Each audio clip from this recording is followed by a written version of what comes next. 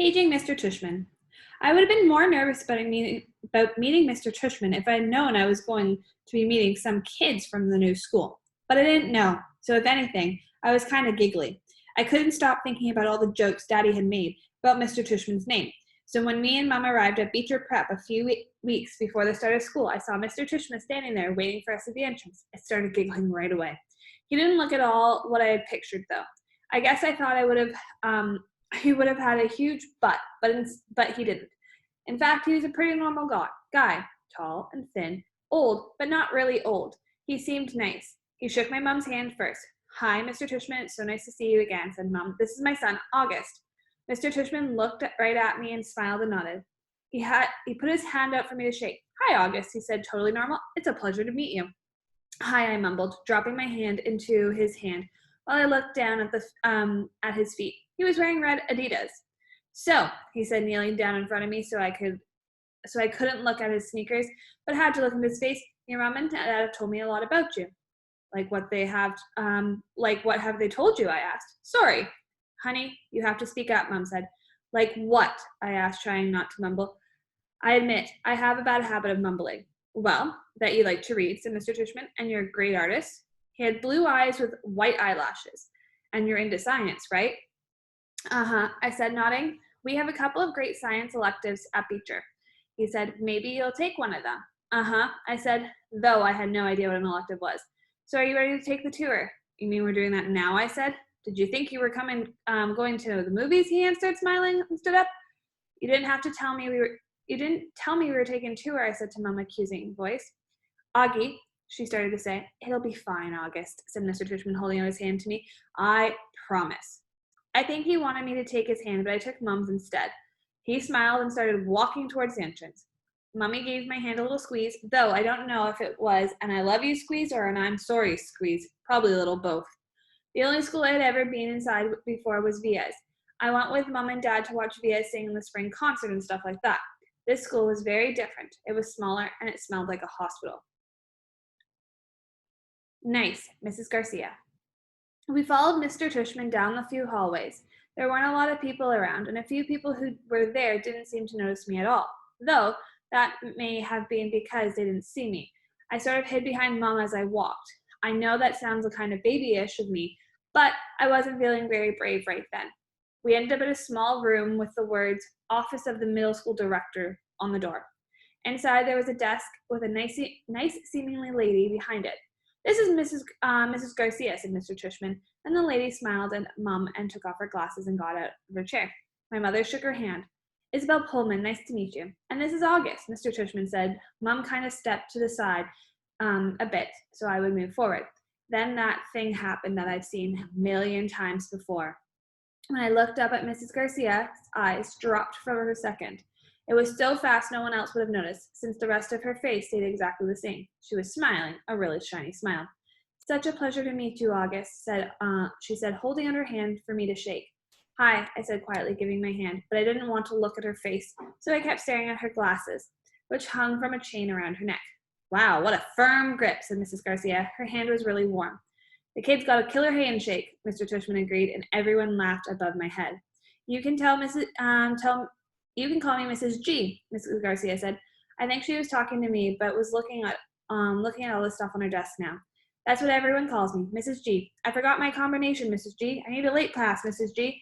I want to change my elective, Mrs. G. Mrs. G actually is the one who runs this place, said Mr. Tushman, which actually made all the grown-ups laugh. I'm here every morning by 7:30, Mrs. Garcia continued, still looking at me, while I stared at the brown sandals with a purple flower on the buckle. So, if you ever need anything, August, I'm the one to ask, and you can ask me anything. Okay, I mumbled. Oh, look at that cute baby, Mom said, pointing to the photograph of Mrs. Garcia's bulletin board. Is he yours? No, goodness, my goodness, said Mrs. Garcia, smiling big now, that totally different from her shiny smile. You just made my day. He's my grandson. What a cutie, said Mom, shaking her head. How old? In that picture, he was 5 months, I think, but he's big now, almost 8 years old. Wow, said Mom, nodding and smiling. Well, he's absolutely beautiful. Thank you, said Mrs. Garcia, nodding, like she was about to say something else about her grandson, but then all of a sudden her smile got a little smaller. We're all going to take very good care of August, she said to Mom, and I saw her give Mom's hand a little squeeze, and I looked at Mom's face, and that's when I realized she was just as nervous as I was. I guess I liked Mrs. Garcia. She wasn't wearing, when she wasn't wearing her shiny smile. Jack, Will, Julian, and Charlotte. We followed Mr. Tishman into a small room across from Mrs. Garcia's desk. He was talking as he closed the door to his office and sat behind his desk, though. I wasn't really paying much attention to what he was saying. I was looking around all the things on his desk. Cool stuff like a globe that floated in the air, a Rubik's type cube made of little mirrors. I liked his office a lot. I liked that there were all these neat drawings and paintings by students on the walls, framed like they were important. Mom sat down in a chair in front of Mr. Tishman's desk, and even though there was another chair right next to us, I decided to stand beside her. Why do you have your own room and Mrs. Garcia doesn't? I said. You mean why do I have an office? Asked Mr. Tishman. You said she runs the place. I said, oh, well, I was kind of kidding. Mrs. Garcia is my assistant.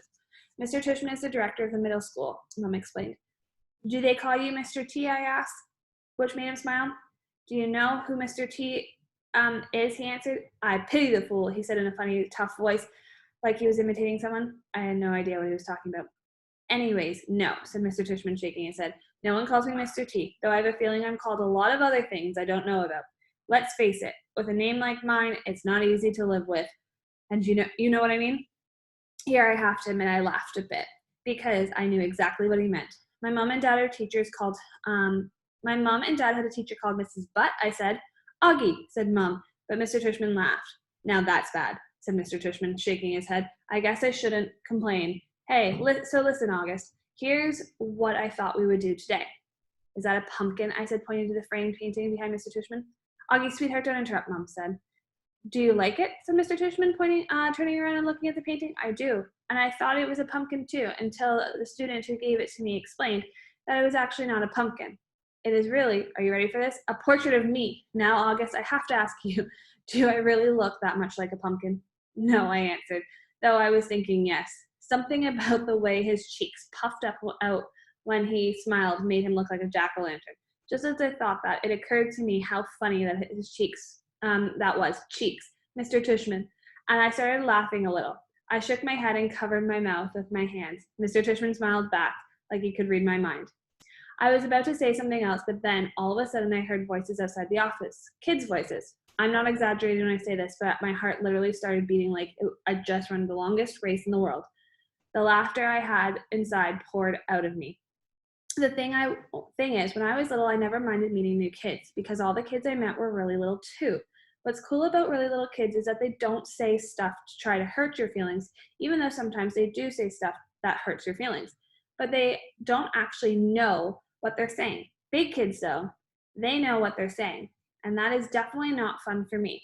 One of the reasons I grew my hair long last year was that I like how my bangs covered my eyes. It helped me block out things I didn't want to see. Mrs. Garcia knocked on the door and poked her head inside. They're here, Mr. Tishman, she said. Who's here? I said. Thanks, said Mr. Tishman and to Mrs. Garcia. August, thought it would be a good idea for you to meet some students who will be in your homeroom this year. I figure they could take you around the school a bit and show you the lay of the land, just so to speak. I don't want to meet anyone, I said to Mom.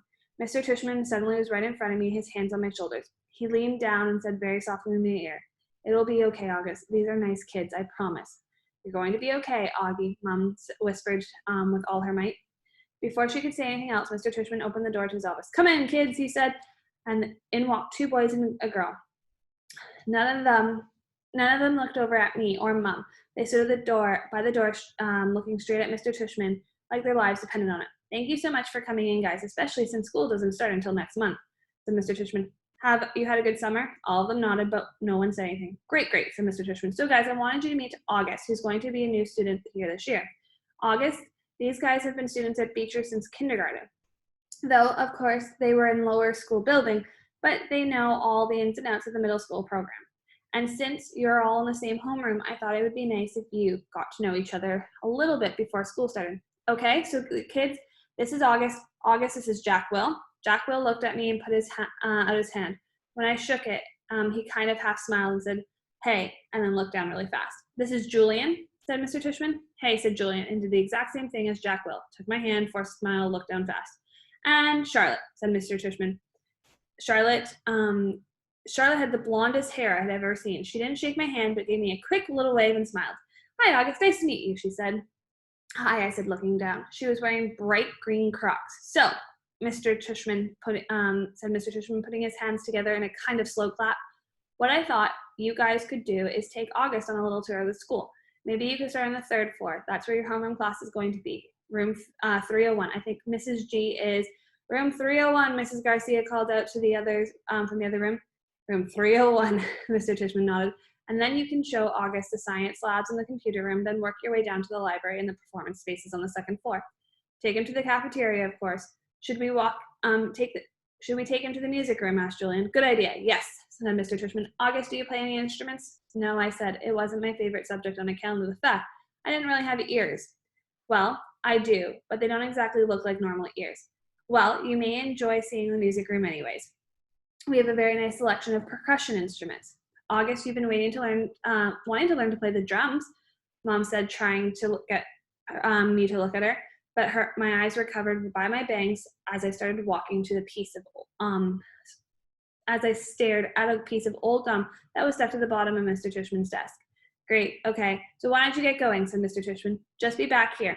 He looked at Mom. Half an hour, okay? I think, Mom nodded. So is that okay with you, August, he asked me. I didn't answer. Is that okay, August, Mom repeated. I looked at her now. I wanted to see how mad I was at her. But then I saw her face and just nodded. She seemed more scared than I was. The other kids had started out the door, so I followed them. See you soon, said Mom, her voice sounding a little higher than normal. I didn't answer her.